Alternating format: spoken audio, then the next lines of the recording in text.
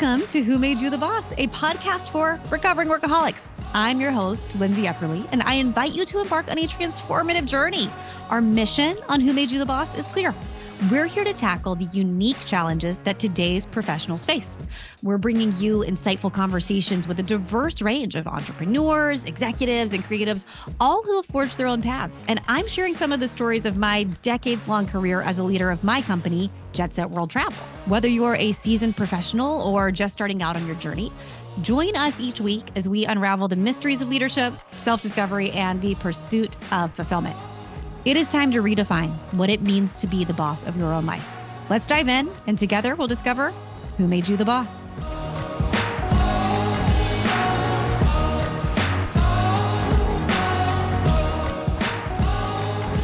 So I am staring into the mirror of a villa located in one of the world's leading private island retreats, and here's what I see reflected back at me.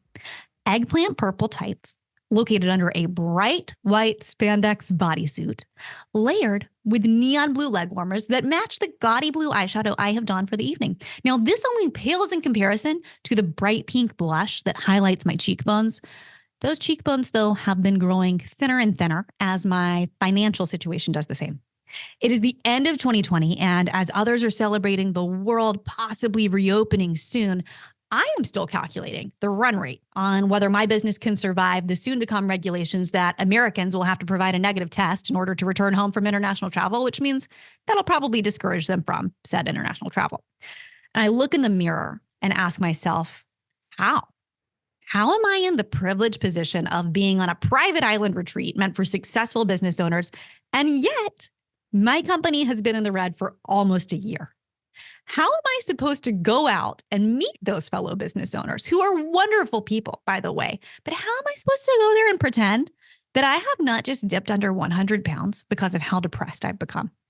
And I had recently admitted this all to my therapist. And I think I'm depressed, I told her, but I'm not sure if it's because a year ago at this time, one of my best friends unexpectedly passed away, or if it's because 9 months ago, a global upheaval forced my business to a standstill, which then, of course, made my husband and I walk away from our home and our community, or that 6 months prior, I had my first baby, but she came a month early because of an actual medical emergency. Is this postpartum? I asked her.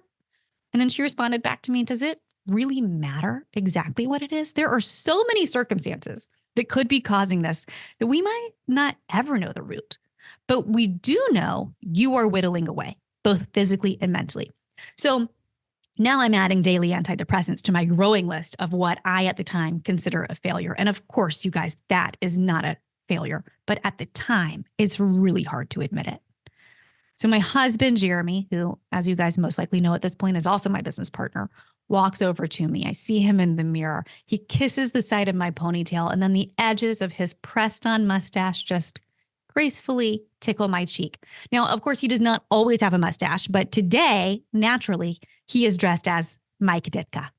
Because not only are we parading as successful entrepreneurs, we're attending a costume party with a theme of 80s athletes. And Jeremy and I were both born in 89, so we're amongst the youngest people here, and we did not even experience the decade we are throwing it back to. Do you want to know why I focus so much on imposter syndrome on this podcast? Because this moment right now is the moment that I feel most like an imposter. Now, of course, there have been times before when I felt like an imposter. I will never forget when I entered into an entrepreneurship competition to pitch my little travel agency idea at the age of 21. I was still at the University of Georgia, go Dogs, and I walked right into that room of all men as the only female, only non-business major. I was pursuing an English degree with an emphasis on poetry, and I was dressed in a pencil skirt like I was ready to sell someone a fax machine. I could have sworn I heard them whisper, ma'am, the poetry reading is a few doors down. I felt like an imposter in that competition, but then I actually landed in second place, and I felt this blind optimism that most college students are so inclined to have, and I decided to pursue my dreams. That was, of course, before the world kicked me in the teeth and ripped my business to shreds. At this moment in time, on this particular island, I have defined myself purely based on the success of my professional endeavors.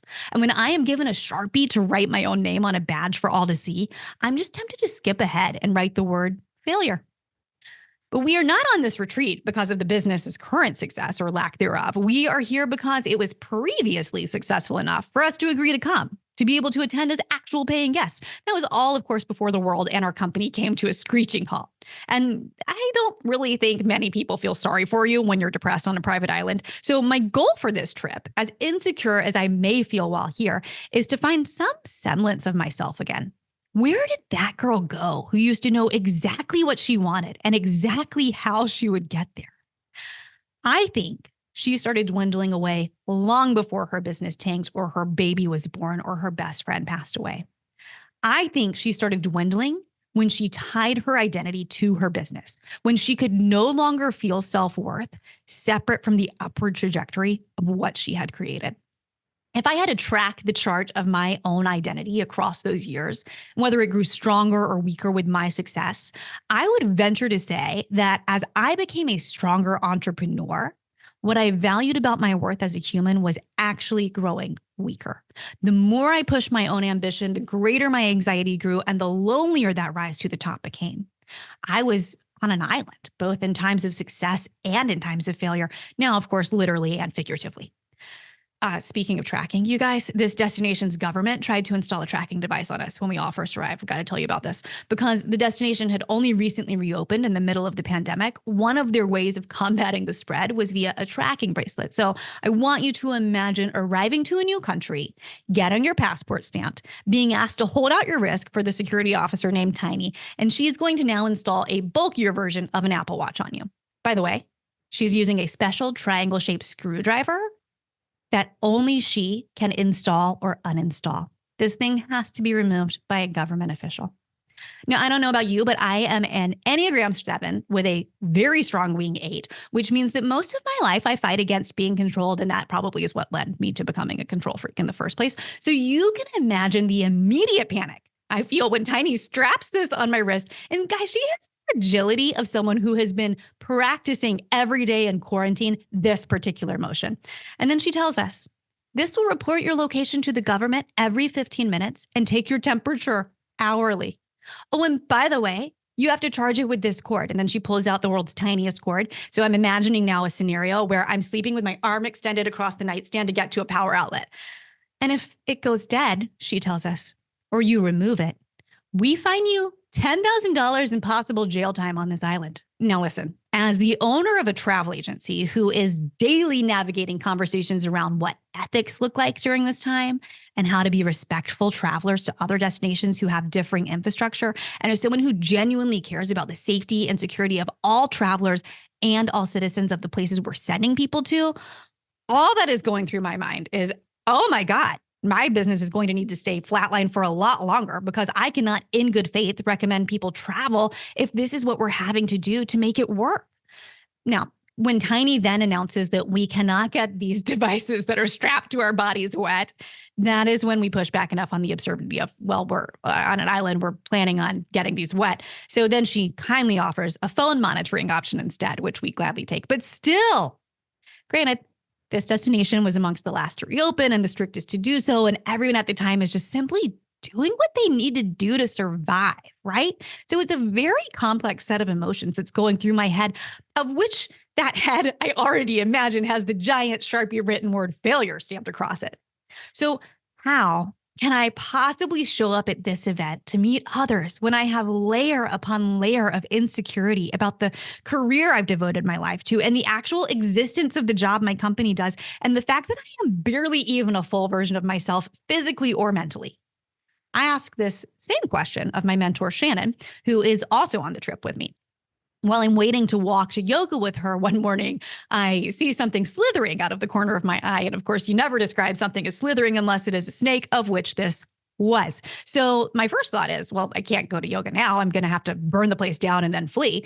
And then as I watch the snake, my thought is, that's a bad omen if I've ever seen one. And so I share as much with Shannon and I ask her in my depressed state, does it take a bad omen to know a bad omen? And she says to me, you are not a bad omen. I've known you for a long time, and I have no doubt that you are just in a really tough season right now. And what's happened to your business and your life is not a reflection of who you are. I, in this moment, exhale like the wind has just been knocked out of me. Since landing on this island, I have felt like a total imposter. So why is it that calling attention to the truth is the first time that I've actually been relieved of that imposter syndrome? Probably because once we have climbed high enough on the ladder of success, it is impossible to admit when we've been forced to even take a little step down. But it's even harder to admit when our foot has just slipped and now we are positively on rock bottom.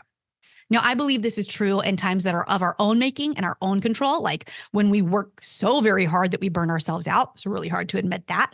And those circumstances that are outside of our hands, like a market shift that just dismantles our business. So I whisper back to Shannon, do you think it's obvious to everyone here that I have failed? And she says, no, I don't, because you haven't failed. You're in a cocoon in the middle of your story. And I thought about what that meant, the middle of my story. You know, when you're reading a good book and you get to that part where the hero thinks it's all over, but you are the reader and you know better.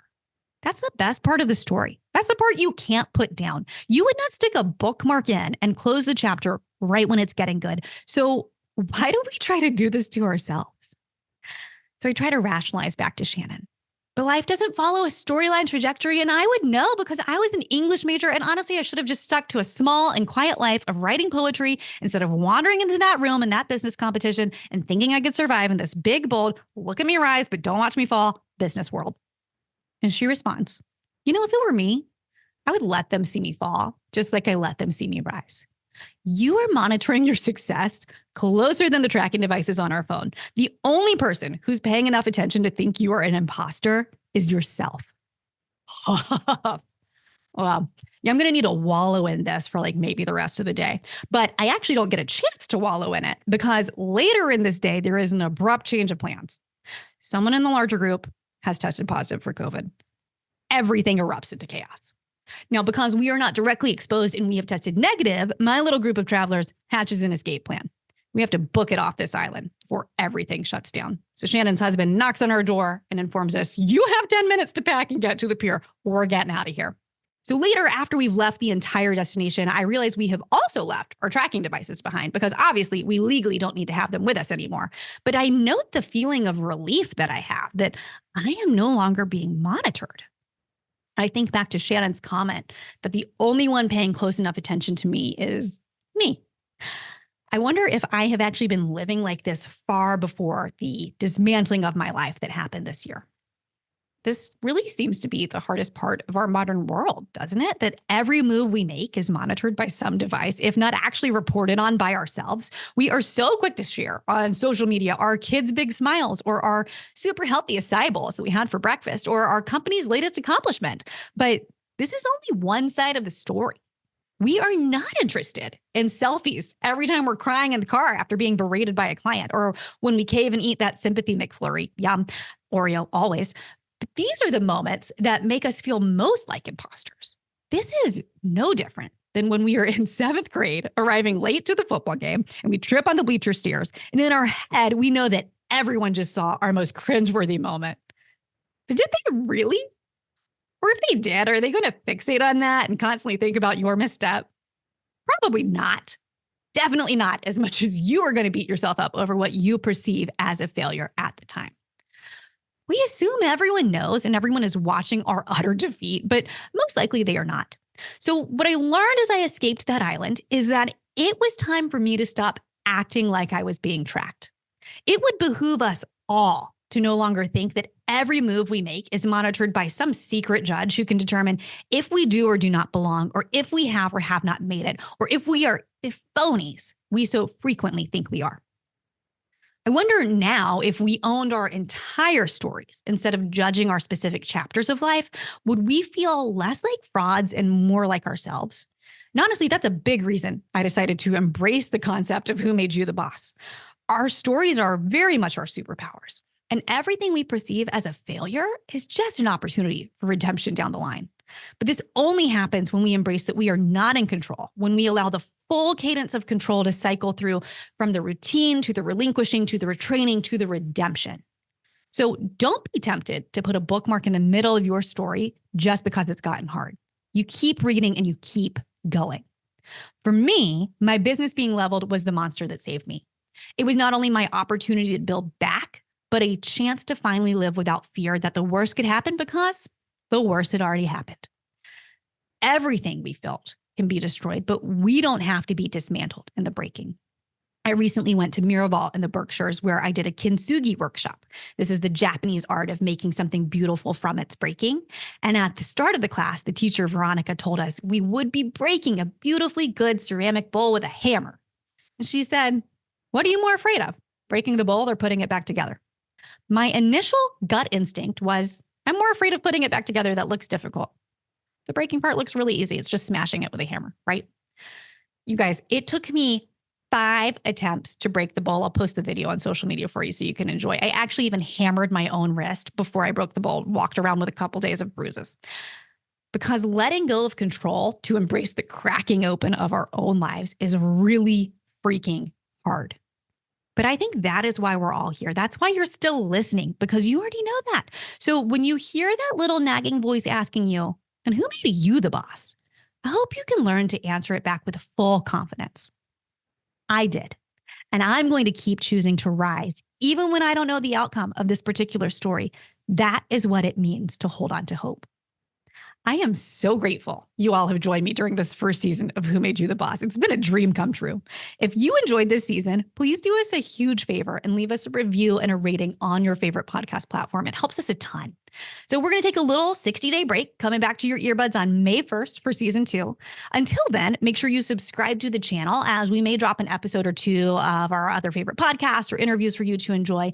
And if you just can't go without us for 60 days, then head over to lindseyepperly.com and sign up for our newsletter. You will get a weekly dose of inspiration from me in your inbox, even between seasons.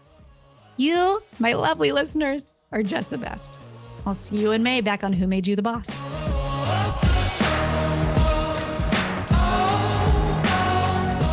And that, lovely listeners, brings us to the end of today's episode. We truly hope you enjoyed this deep dive into the world of leadership and professional development with Who Made You the Boss. If you've gained some valuable insights today, we would love to hear from you. Please take a moment, go to your favorite podcast platform, search for Who Made You the Boss, and leave us a 5-star rating and review. That feedback helps us tremendously as we're creating content that resonates and empowers. Stay connected with us too by visiting lindseyepperly.com, and there you can subscribe to our newsletter and ensure you never miss an episode or an exciting update.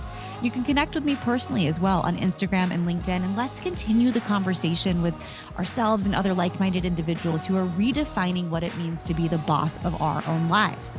So thank you, listeners, for being a part of this journey. And until next time, remember, you have the power to shape your destiny. So keep leading, keep learning, and most importantly, keep being the boss of your own incredible story.